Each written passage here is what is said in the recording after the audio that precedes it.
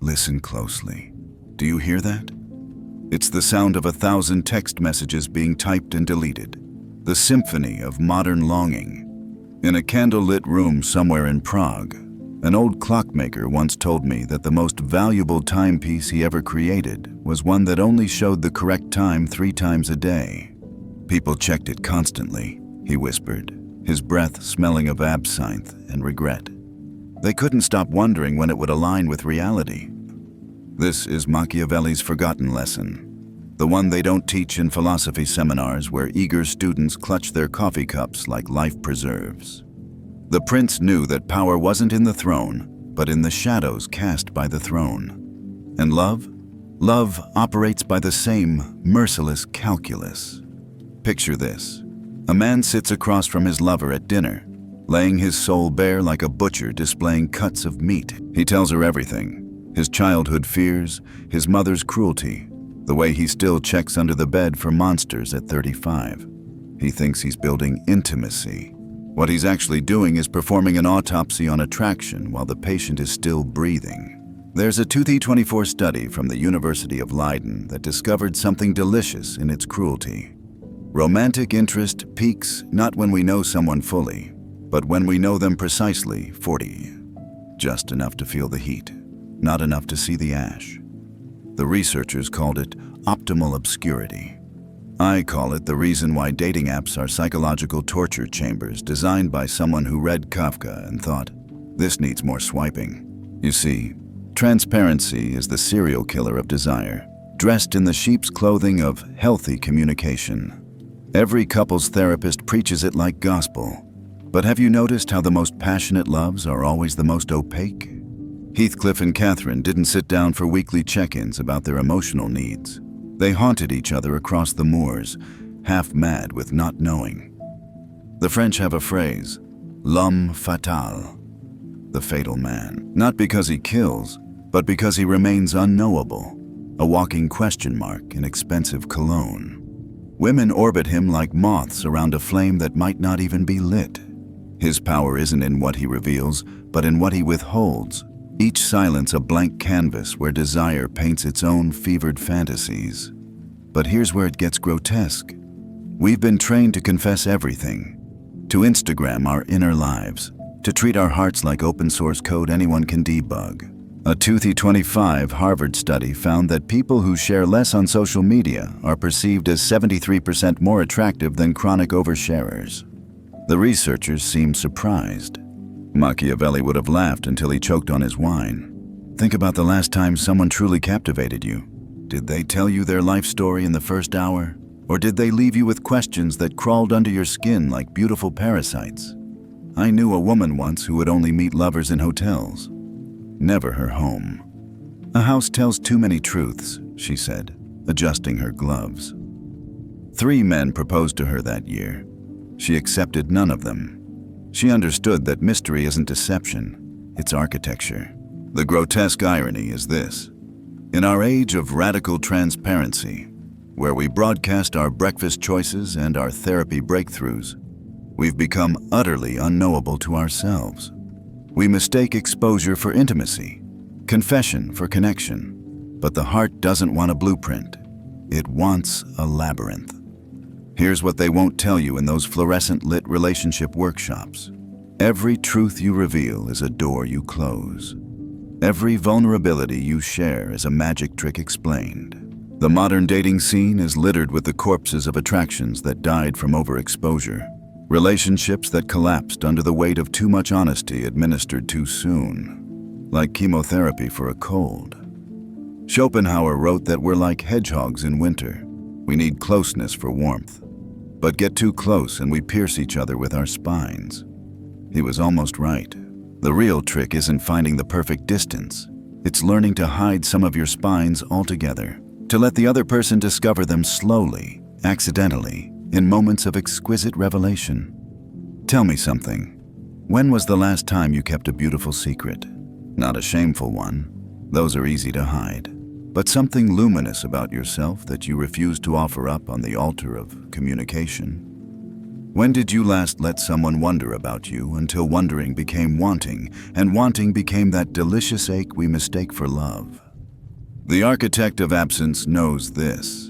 In a world obsessed with showing everything, the most radical act is selective invisibility, not manipulation. That's for amateurs. But the fine art of being partially present, of existing in the spaces between what's said and what's felt, where desire builds its most elaborate cathedrals.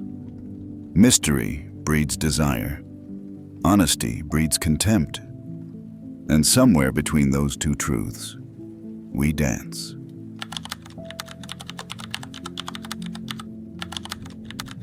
Comfort is where passion goes to die in silk pajamas. There's a tale they tell in the mountains of Romania, in villages where electricity still feels like witchcraft. A young woodcutter fell in love with a forest spirit who could only appear to him during storms. For years, he'd wait for thunder, for that electric violence in the air that brought her to him. Then one summer, he built her a house, thinking to keep her close. The moment she crossed the threshold, she became just another woman. The storms still came, but she no longer arrived with them. This is what we do, isn't it? We take the wild things that make our hearts race and domesticate them until they're as thrilling as Tuesday night television. I once watched a couple at a cafe in Vienna, married 12 years. They informed the waiter with the pride of marathon survivors. They moved with the choreographed efficiency of people who'd long ago memorized each other's rhythms. Coffee with oat milk for her, espresso for him. She reached for the sugar without looking. He moved his cup precisely where her hand would fall. It was beautiful in the way taxidermy is beautiful. All the form of life, none of the breath. A 2024 neuroscience study from Stockholm revealed something deliciously disturbing. The same neural pathways that process romantic excitement literally atrophy with routine exposure. Like muscles that waste from disuse, our capacity for passion withers when we stop exercising it. The researchers called it hedonic adaptation. I call it the reason why the 7th year of marriage feels like the 7th circle of Dante's particularly beige Inferno. But here's where it gets truly grotesque. We're not just comfortable with comfort, we're addicted to it. We've built entire industries around removing friction from love. Dating apps that promise to find your perfect match, as if perfection and passion had ever been roommates. Relationship coaches who teach you to communicate your needs until romance sounds like a board meeting. We've turned Eros into Excel spreadsheets. Kierkegaard knew this sickness. He called it the immediate stage, when we mistake peace for happiness, stability for love. He broke off his engagement to Regine Olsen not because he didn't love her, but because he loved her too much to watch their passions suffocate under Danish domesticity. Critics called him cruel. I call him honest about what comfort does to the soul. Picture this. A man plans the perfect proposal. Restaurant reservations, string quartet, a ring that cost 3 months' salary because De Beers told him to. Everything proceeds flawlessly. She says yes, they kiss, and in that moment of perfect planning, something wild and irreplaceable dies. Not the love. That might linger for years, like the smell of flowers in a tomb. But the danger dies. The possibility of failure. The electric current that only flows between exposed wires. The velvet coffin is lined with Egyptian cotton sheets and Netflix passwords. It's Sunday brunches that become obligations. Sex scheduled around ovulation apps. Conversations that could be conducted by AI trained on 3 years of your text messages. It's love that runs on autopilot while the pilots sleep. A behavioral economist at MIT discovered in 2025 that couples who introduce controlled chaos into their relationships report 67% higher satisfaction than those who prioritize stability. Controlled chaos. Even our wildness needs project management now. But still, the data whispers its dark truth. Comfort kills more relationships than conflict ever could. I knew a diplomat who kept apartments in 3 cities, never telling his wife which one he'd be in. Mystery is the courtesy we owe to love, he said, lighting his 3rd cigarette of the hour. His marriage lasted 40 years. His wife had her own secrets, her own apartments of the soul. They met like lovers until the day he died, because they never stopped being strangers. But you, when did you last surprise yourself in love? Not surprise your partner with flowers ordered by algorithm, but genuinely shock yourself with what you're capable of feeling. When did you last risk comfort for intensity? Trade certainty for that vertigo that makes you feel alive? The velvet coffin has such soft walls. It's temperature controlled, with premium sound insulation. You can live there for decades without feeling the weather change outside. Some couples redecorate it, thinking new throw pillows will resurrect the dead. Others have children, hoping fresh chaos will break the seal. But life isn't CPR for relationships that chose comfort over current. Here's the pornographic truth. We're so terrified of loneliness that we'll choose death by comfort over the possibility of electric solitude. We'd rather decay slowly in partnerships that feel like padded cells than risk the beautiful terror of wanting someone we might lose. Nietzsche wrote, "One must still have chaos in oneself to give birth to a dancing star." But we've traded our chaos for meal prep Sundays and shared Google calendars. We've forgotten that love isn't a destination with good schools and property values. It's an emergency that never resolves. So, let me ask you something, you comfortable creature. What would happen if you introduced a storm into your velvet coffin? Not cruelty, that's just another form of deadness, but real wildness. Unpredictability that makes your partner's pupils dilate. What if you became occasionally unknowable again? Not through deception, but through growth so rapid it leaves everyone breathless? Or is that too much to ask of someone who's already chosen their burial silk?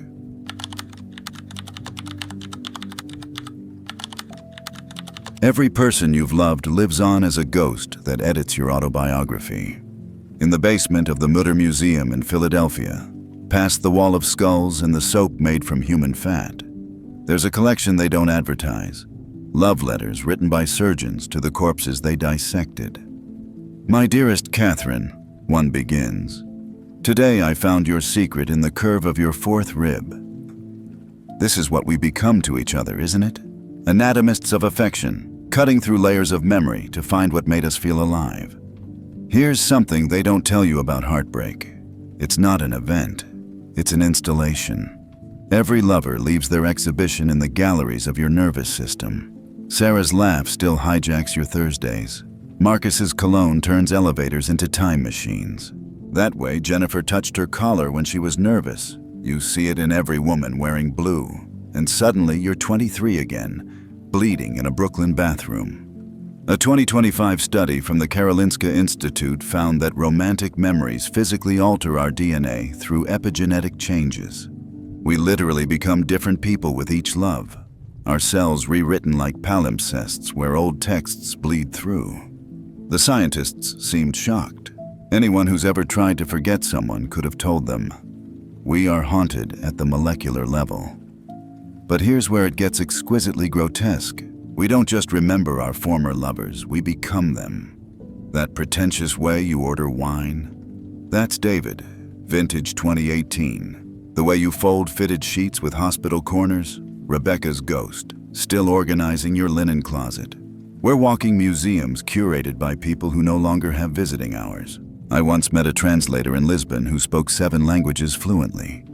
"Each one from a different lover," she confessed, port wine staining her teeth purple. Portuguese from João, Russian from Mikhail, Arabic from Samir. She'd become a linguistic Frankenstein, stitched together from the tongues of men who'd tasted hers.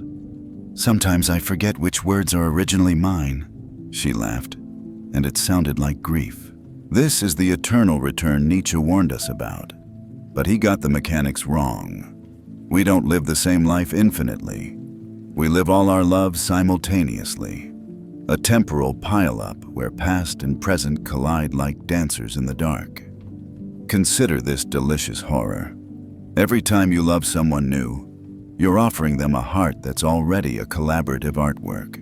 "I love you" means I love you with the mouth that learned to lie from Emma, with hands that learned to heal from James, with a heart that learned to break from everyone who came before. We're not individuals falling in love. We're committees, coalitions, entire parliaments of former selves debating how to feel.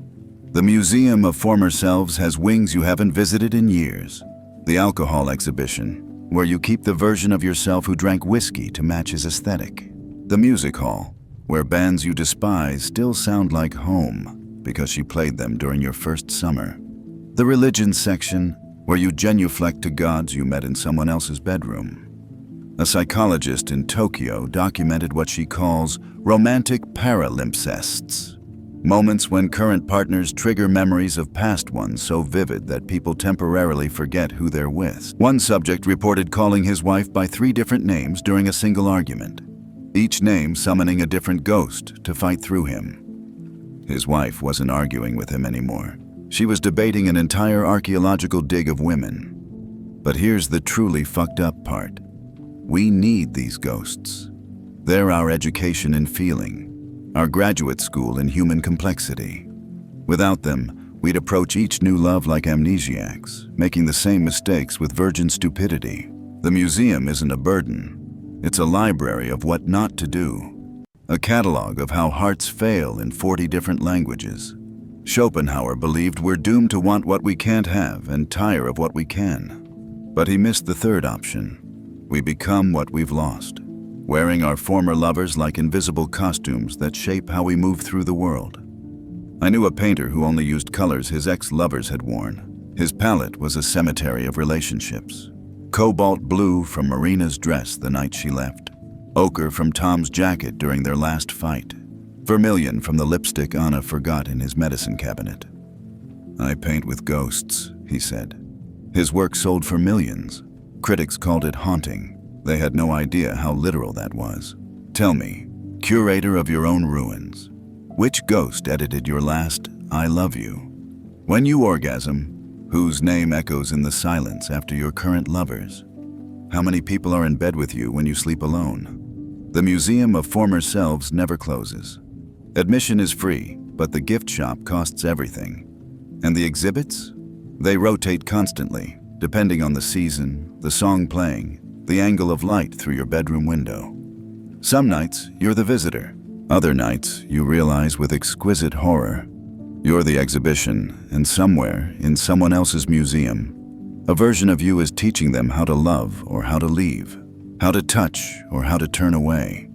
We're all curators and collections, archivists of affection and artifacts of abandonment. And the museum? It's expanding every day, adding new wings with each swipe right, each first kiss, each last goodbye.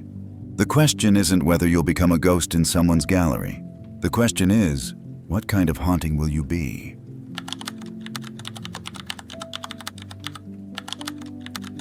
When you expect nothing from love, everything becomes a miracle or a joke. There's a monastery in the Alps where monks take a vow of disappointment. Every morning they recite, "Today will betray me in ways I cannot imagine." They're the happiest religious order in Europe. Their laughter echoes off mountain peaks like avalanches of joy. This is the secret the self-help industrial complex will never sell you. Rock Bottom has gorgeous acoustics. I once watched a man at Charles de Gaulle Airport receive a text that clearly ended a relationship. His face went through the entire Kubler-Ross model in 30 seconds. Then something extraordinary happened. He laughed. Not the hollow laugh of the hysteric, but the deep, rich laugh of someone who'd just gotten the punchline to a cosmic joke. He ordered champagne at 9 a.m. To expecting nothing, he toasted the air, the only lover who never disappoints. Here's what Kierkegaard understood when he wrote about the aesthetics of despair. When you've fallen far enough, you break through into a different atmosphere. It's not hope. Hope is for tourists. It's something more savage and beautiful. The freedom of having nothing left to lose. A 2024 study from Cambridge found that people with catastrophically low romantic expectations reported higher life satisfaction than optimists. The researchers were baffled. They shouldn't have been.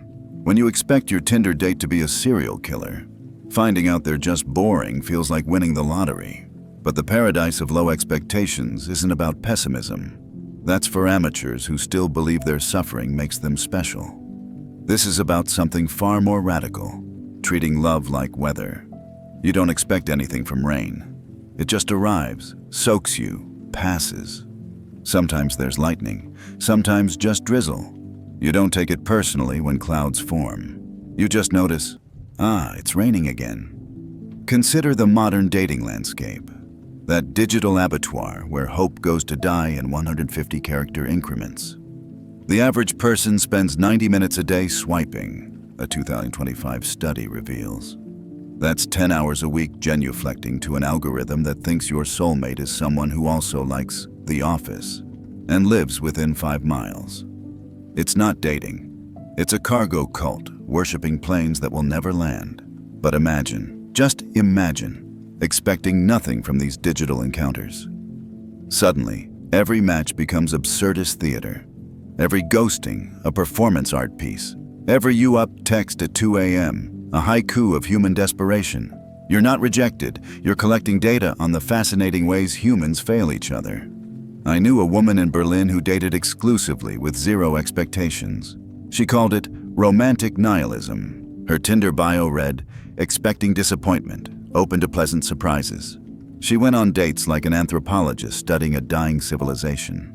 Men are hilarious when you don't need them to be anything, she told me, showing me screenshots that belonged in a museum of modern emptiness. She had more fun dating than anyone I've ever met. Also, more orgasms. Correlation isn't causation, but still. The grotesque beauty of low expectations is this. It transforms love from a test you can fail into a game you can't lose. When you expect nothing, a text back becomes a minor miracle. A second date feels like witnessing the northern lights. Someone remembering your coffee order? That's basically the second coming. Nietzsche wrote about amor fati, loving your fate, but he was still trying too hard. The paradise of low expectations doesn't require love. It just requires witness. You observe your romantic life like a scientist studying bacteria. Fascinating. This one ghosted after exchanging 74 messages. Let's see what the next specimen does. There's a Jewish proverb, expect nothing and you'll never be disappointed.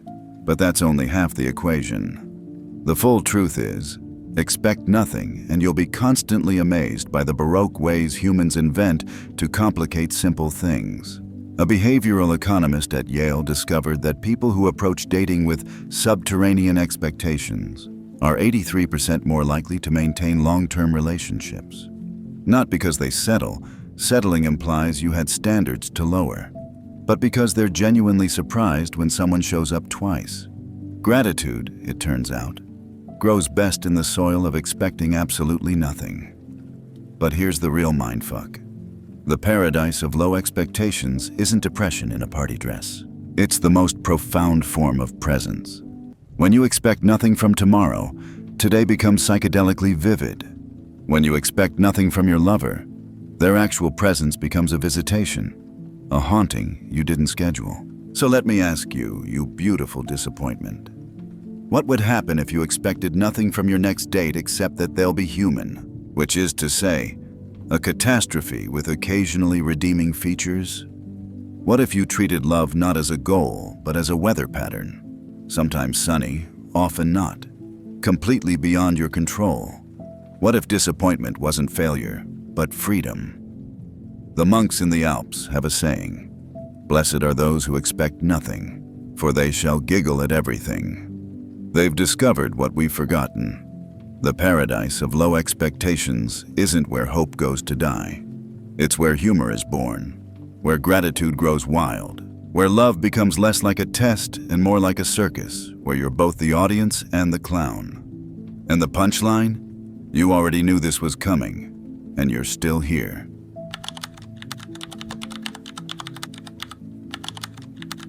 The highest form of love is learning to romance your own absence. In Prague's old Jewish quarter, there's an unmarked door that leads to a room of unclaimed wedding rings. Thousands of them, gathered from the ghettos, each circle a universe of interrupted promises. The curator told me visitors often propose to themselves there, sliding strangers' rings onto their own fingers, marrying their own survival. "It's the most honest ceremony we host," he whispered. "This is where we arrive. After all the ghosts and velvet coffins and failed expectations, The radical discovery that the love affair that matters most is the one you're avoiding. Here's what they won't tell you in couples therapy.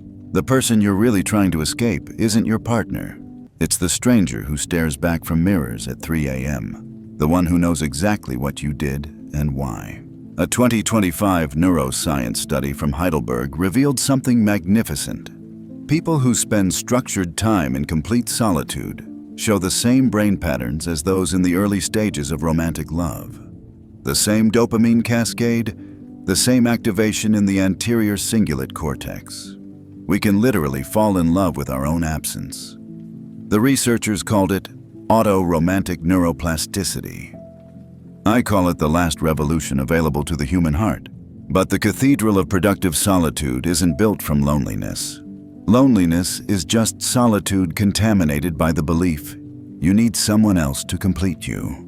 This is about something far more terrifying. Discovering you're already whole, always were, and that everyone you've loved was just a vacation from the person you're condemned to be. Kierkegaard spent his life in this cathedral.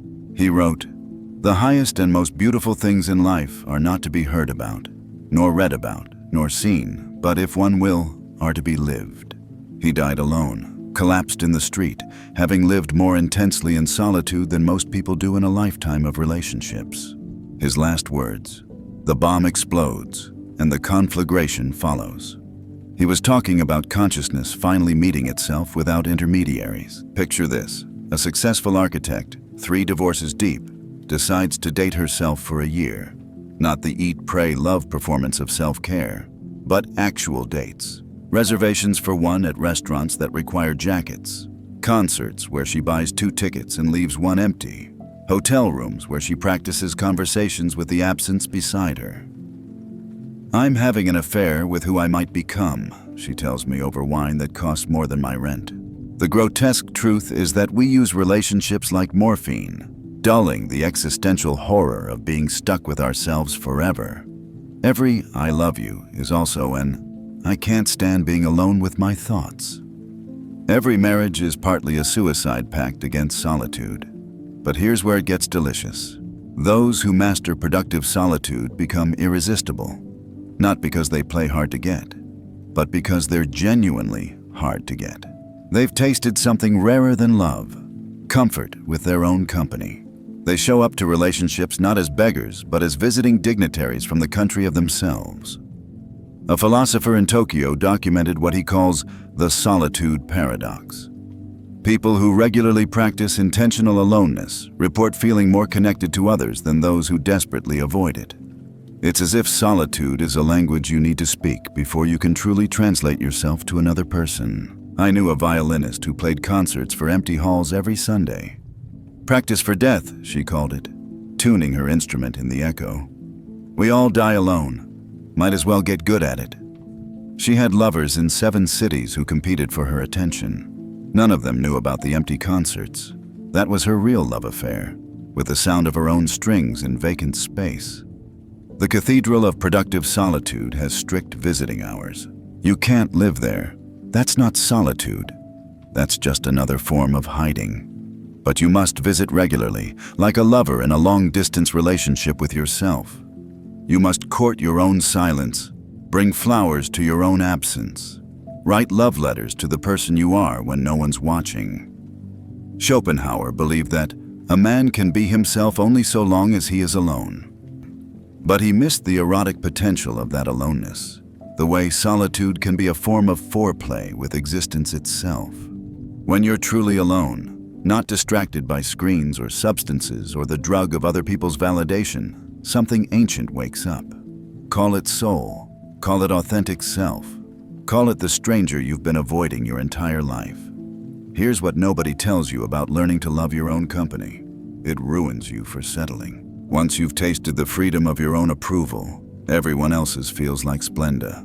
Once you've had an orgasm of pure existence, that moment when you're so present with yourself that time stops. Other people's desire becomes optional, decorative, nice, but not necessary. So here's my question for you. You beautiful exile from yourself. When was the last time you took yourself on a date that didn't involve numbing or distraction? When did you last sit with yourself without reaching for your phone like an alcoholic for a flask? What would happen if you spent one evening a week in the cathedral of productive solitude? Just you and the stranger you've been married to since birth. The wedding rings in Prague aren't waiting for their owners anymore. They're waiting for someone brave enough to marry their own becoming, to say "I do" to the difficult pleasure of their own company. Because here's the final paradox, the last dark gift. The only way to truly love another person is to first have a torrid affair with your own absence. Everything else is just two people using each other as hiding places, elaborate excuses to avoid the cathedral where the real ceremony waits. And the bride at that wedding? The groom? Both you, always you, forever you, until death do you part.